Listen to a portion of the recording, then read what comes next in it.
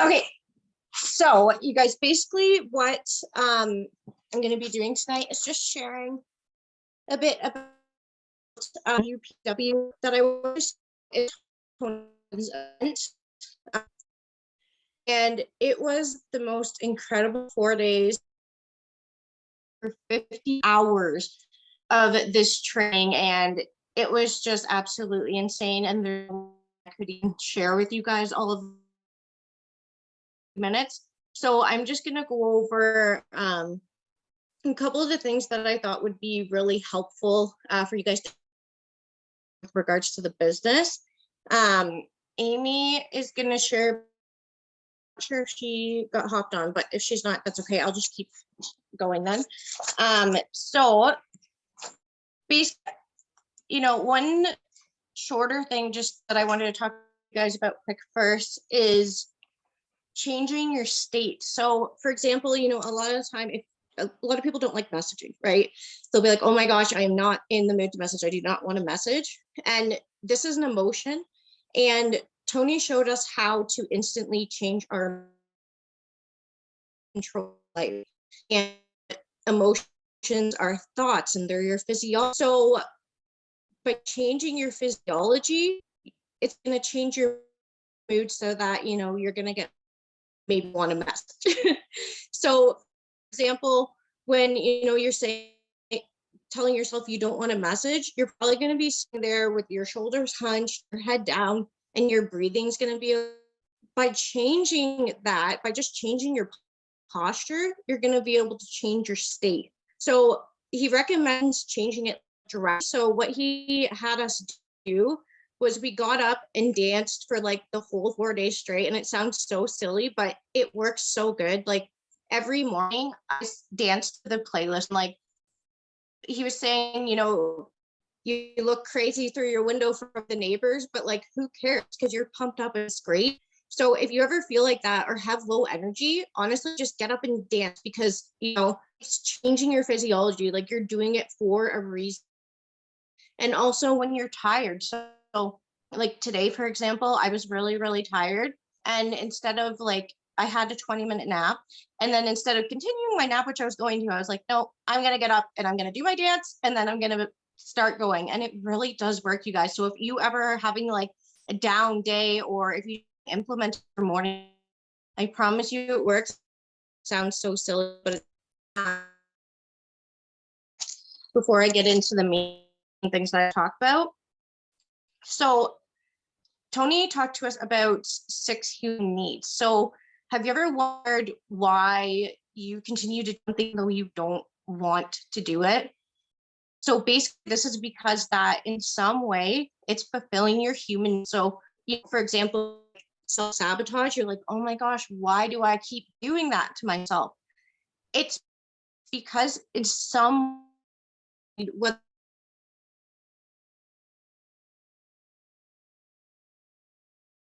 and shape all your actions, or 6 human needs drive and shape all your actions and all your emotions. And we all have all of these 6 needs to like every country, but a lot of countries. And what he did and noticed from talking to people is that everybody is driven by these 6 needs. So this is something that's really good, to use in your personal life, your spouses, and find out why they do the things that they do. But also with your potentials, right? If you are, why they're doing the things that they do, what they're trying to reach. It's going to help you in conversations when you're talking to them, right? And the biggest thing is behavior comes down to these, and you will do anything to meet these needs, okay? And that's why we self-sabotage, right? The 4 needs, 4 primary and 2 spiritual needs. The 4 primal needs, certainty / variety. The 3rd one is significance. The 4th one's connection / love. And then there's 2 spiritual needs, and these are growth. And the one is what them are. And I want this is so important because if you can recognize what your top 2 needs are, you can change them if they need to be changed. Their needs business, but it's going to help you in your life, right? So certainty is one that a lot of people had. So basically everybody wants stability about their resources, but people can't certainty through state of mind. So religion, faith, and certainty can become bad when you need to know exactly what is happening with everything, right? Like you're not getting risk, you just want to play it safe. So number two, uncertainty / variety. This is people having the need to change something new, right? Always be. So this can be really fulfilling for people, but it can be, unstable, right? If you never have any of that certainty in your life and you're just always going after the uncertainty, it can be chaos. So this is obviously just feeling special and feeling like, important to other people and important to yourself. And when people don't feel significant, sometimes they get like really angry and stuff, right? And this leads to a lot of like fights that couples have. And they don't really realize it because all of these things, you guys, are subconscious that we do. And / love. So basically, humans feel the need to be connected with someone or thing of and create a sense of belonging or in the spiritual sense. And then the two spiritual needs are growth. If you're not growing, you're dying, right? So it doesn't matter how much money you have, how many people acknowledge you or what you achieved, unless you feel like you're growing, you can have. And the sixth one is contributing and serving the greater good. Okay, so about what your example of meeting a need in a negative way would be, for example, significance. So you may fight with your boyfriend because he's not giving you the attention that you feel that you need, right? Like you have a good relationship starting to cause fights. It's because you're fulfilling that need for significance. So even though it's one of your needs, it can still be done in a negative way, right? You figure out your potentials to would be if there's somebody close to you in your life that you help you with figuring out what they need and how the benefit them. And basically, you guys, when you talk about your needs, so a lot of people at insignificance as their top two needs. And what we did was think about the other ones that we want to switch to. So now, like, you probably, if to uncertainty, because like I said, that's going to have a lot of chaos if it's one of your top needs, right?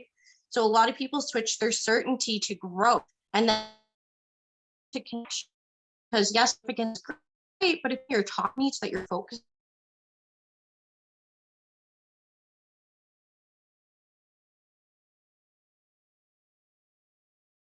hopefully that makes sense.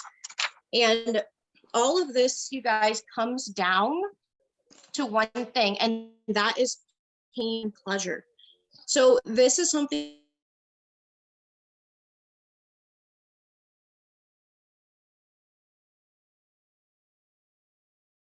you have a little bit of a relationship with, maybe you reached out to them from your 20s, but you don't know them like deep down enough to be able to point out their top two.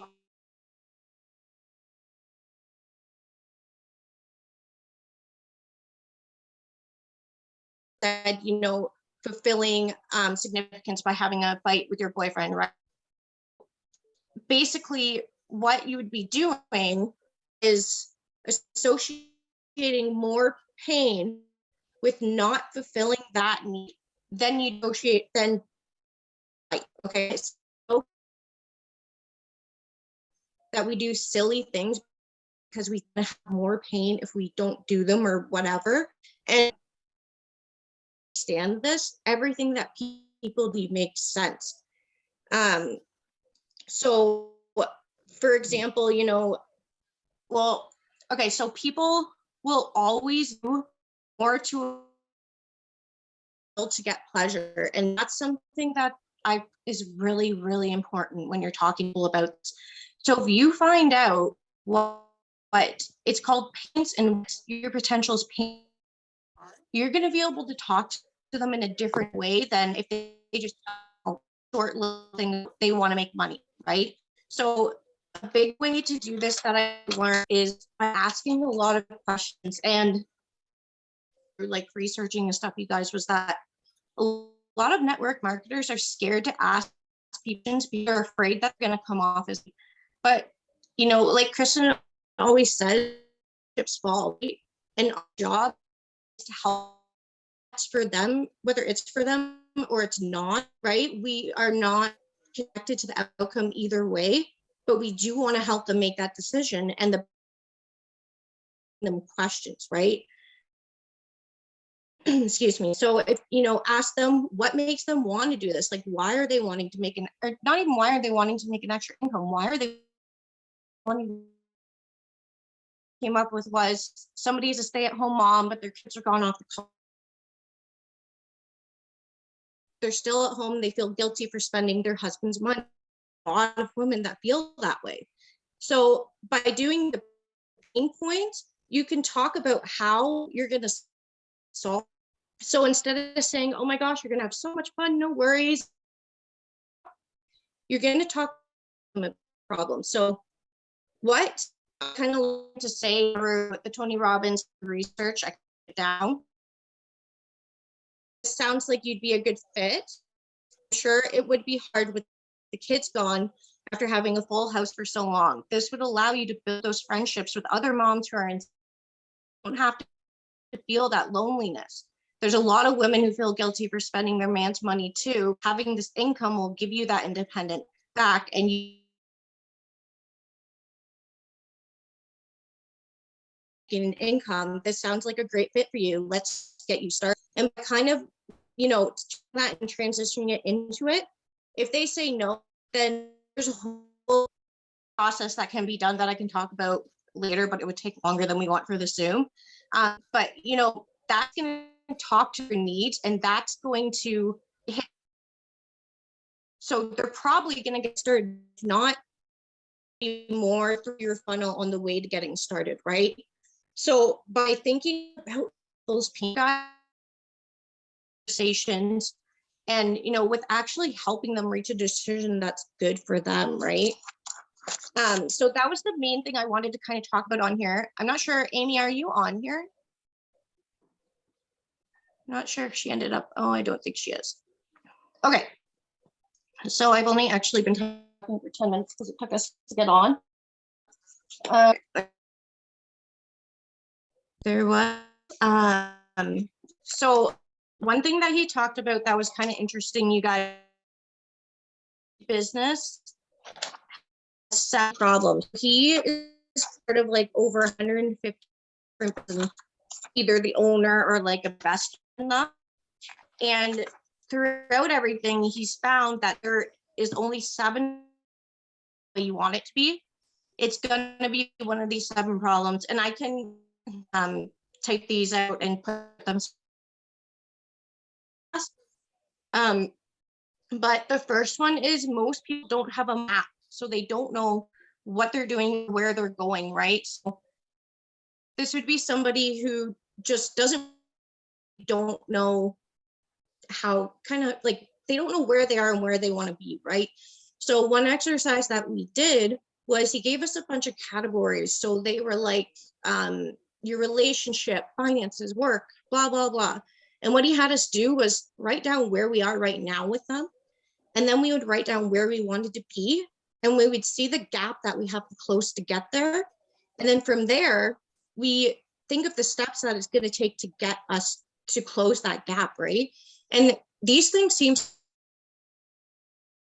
don't do. So I teach that you're going to have a of where you are now and where you want to go, right? The second one is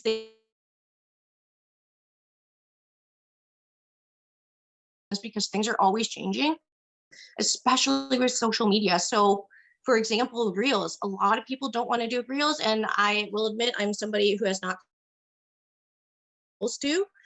You know, if you're not keeping up with the media behind, because somebody else is, you guys. There's somebody else on your potential listing that is willing to keep the time things. So is try new things, and if an app comes out with something new, try that thing. Okay. Number 3 is you're telling the wrong story about what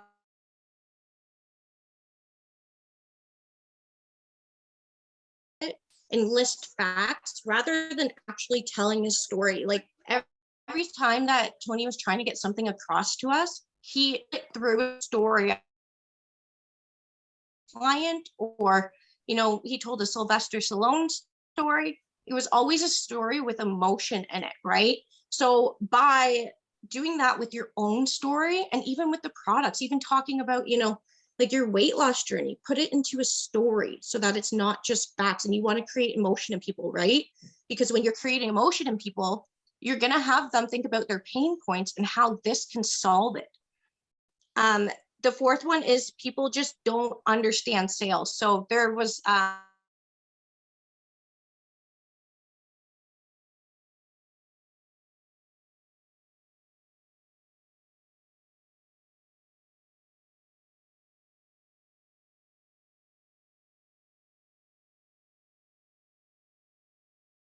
social media every once in a while, right? You have to do the IPAs and you have to do the systems. Number 5 is people don't know which numbers to look at. So, with a traditional business, there would be so much numbers, but we're so lucky that in our back office, you guys, there's not near as much as would be balancing a normal or a traditional business, right? So his example was, yes, have a bookkeeper, but you need to know your money. You need to be the CEO of your finances, right?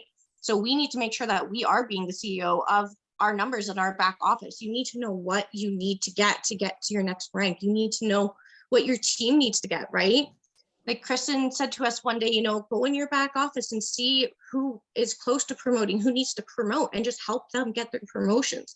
So you need to know what is going on in your organization. And like I said, these seem so like obvious, but they're just things sometimes that kind of slip by, right? Number 6 is leaving money on the table. So this is something, that a lot of people may be doing with the new comp plan, right? Maybe you're not signing customers and you're leaving all of that money on the table, right? So just make sure that you're, using all those options. Or like you guys, if you're in the US and you're not using the financial advisor, use that. That's going to be so helpful. That's an amazing service. I can't wait till that comes to Canada. And then number 7 is just that business is hard nowadays, you guys. So, there's so much out there. There's so many ways of, advertising and all of this. So it is hard, but you need to create a wow experience for them and stick it out. So one thing else that we talked about that I'm just going to talk about really quick is the ultimate success formula. So basically, there's exact steps here somewhere. But basically, you guys, what he talks about in it is just, knowing your why, knowing your outcome of what you want to happen, measuring it. So have some kind of measure. Oh, here it is. Okay, so know your outcome. So you have to be clear about what you want. And this is where he talked about the Sylvester Stallone story. About him and his movie and stuff, and he wanted to star in it, right? So he knew what his outcome was, and that's all he was going to accept was his outcome of what he wanted, which was starring in the movie. He wouldn't sell it to people because they wanted to cast somebody else in it, not him. And he was like, no, I'm not selling it to you. I'm going to be in this movie. So you need to know your reason why. And what he was telling us is, it shouldn't be why should I do this? Why must I do this, right? Why must this happen? And a really big thing that he was teaching us too, when you're finding out your why, is write down what's going to happen if you don't succeed, right? What is your life going to be like? Identify your pain points, right? Because you're going to do more to avoid pain than you are going to do to feel pleasure, right? You're going to do more to avoid those pain points than you are to feel the feeling of how it feels to enroll a customer, right? It's those pain points that you need to focus on. And then you're going to take massive action. You're going to watch, the videos that Jamie has done with the IPAs and all of that stuff. You're going to figure out exactly what you need to do each day, and you're going to take the action to do it. And then you want some way to measure it. So what I do is every month I'm writing down where I was on each day of the month, the previous month, and then now. So I'm measuring if I'm having progress or if I'm staying the same or if my volume's dropped, right? So you have to have some way to kind of measure where you are to know if you are improving or not. And then you're just going to change your approach if it doesn't work. And what you're going to do is you're going to keep repeating those steps, right? You're going to take action, you're going to measure, and you're going to change it again. And you just keep changing it until it works. And that is what everybody that is successful does, right? Nobody comes into something and they just do it once and they're so successful. No, it's the people that just use that success formula and keep going through it until they get the outcome that they have clarity on and they know they want, right? So you guys, I could go on and do like literally 500 more of these kind of little things that he taught us, but I don't want to keep you guys all night. Amy, are you on now? If you want to share like really, really quick, we're kind of going on. I'm not sure if she is. Okay, no, she's not. Okay, so I hope that that helped you guys. If you have any questions, let me know. And really focus on figuring out what your pain points are and what's going to happen with this business if you don't succeed, right? Because one thing that he did with us too, you guys, was what was the Dickinson method, I think it's called. And it was so powerful. So basically they get you really tired by jumping around and stuff, and you're in a tired state. And then they have you sit and think about what your life is going to be like in 10 years. And, what your how are you going to feel telling your kids, that you didn't succeed with this? How are you going to feel? And you feel that pain of what it's going to be like when if you didn't succeed and if you didn't keep going, right? And it sounds horrible, but you're going to do more to avoid that pain than you are for the success, right? So really, really focus on those pain points. But I will let you guys go. Thank you so much for coming on and listening to me talk about this stuff. Have a good night, guys. Thanks, Kels. No problem.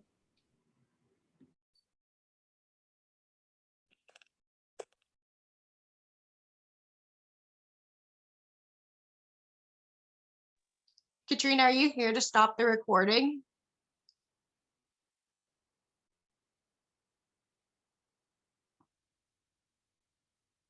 I just don't want to hop off and then mess up something.